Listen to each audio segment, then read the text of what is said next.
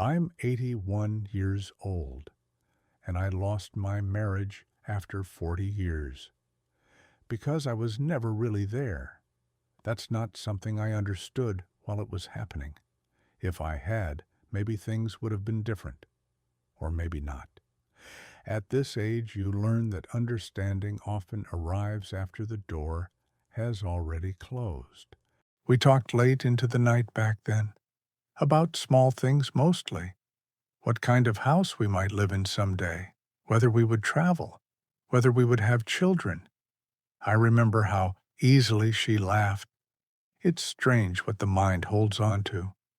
I can't remember what I ate yesterday, but I can still hear that laugh. Back then, I believed something very simple. If I worked hard enough, everything else would fall into place. That belief shaped almost everything that followed. I wasn't chasing money in a greedy way. I was chasing stability.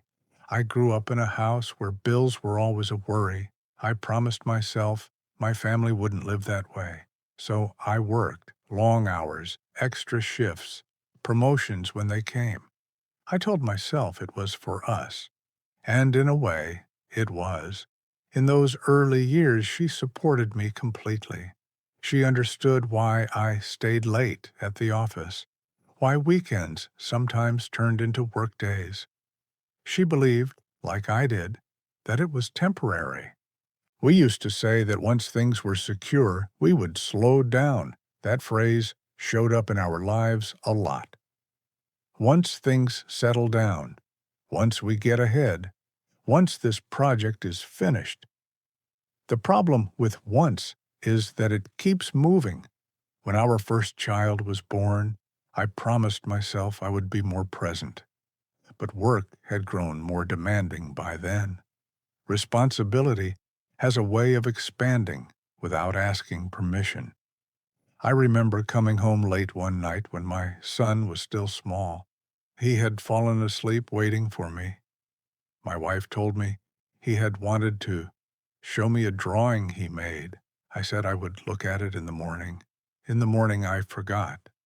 That's the kind of moment that doesn't seem important when it happens. Life keeps moving. There are bills, deadlines, meetings. You assume the moment will repeat. It usually doesn't. Over the years, I became what people called reliable, responsible, the kind of man others depended on. Those are good words, respectable words, but they can hide something. You can be reliable without being present. I was in the house every night. I ate dinner at the same table. I listened to conversations. I nodded. I gave practical answers. But part of me was always somewhere else, thinking about work, about the next problem that needed solving, about the future I was trying to secure. I thought that counted as love, providing, protecting, building something stable. What I didn't understand then was that stability doesn't replace attention. My wife never yelled. That's something I think about often now.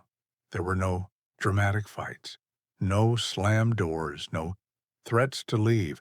Instead, things became quieter. Conversations got shorter. She stopped telling me long stories about her day. I assumed that meant there wasn't much to say.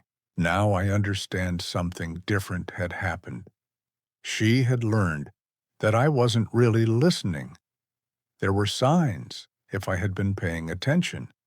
The way she lingered in the doorway sometimes, as if she wanted to say something but changed her mind. The way she started taking evening walks alone.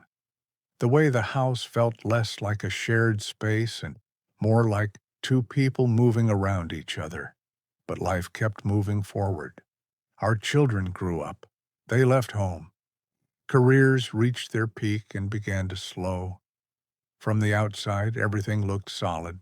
40 years of marriage, a stable life, a man who had done what he was supposed to do. I believed that story myself for a long time. Then, one evening, when we were both already older, she said something very simple. She said, You've been here all these years, but you were never really here." She didn't say it angrily. And some evenings I sit in the same chair and remember her laugh from when we were young. It's still clear in my mind. I'm grateful for that. But memory isn't the same as presence. If this story means something to you, maybe it's because part of it feels familiar. Or maybe it's just a reminder of how easily attention slips away. I'm 81 years old, and I lost my marriage after 40 years. Not because I stopped loving her, because I forgot to show up while there was still time. I carry that quietly, and I leave it with you.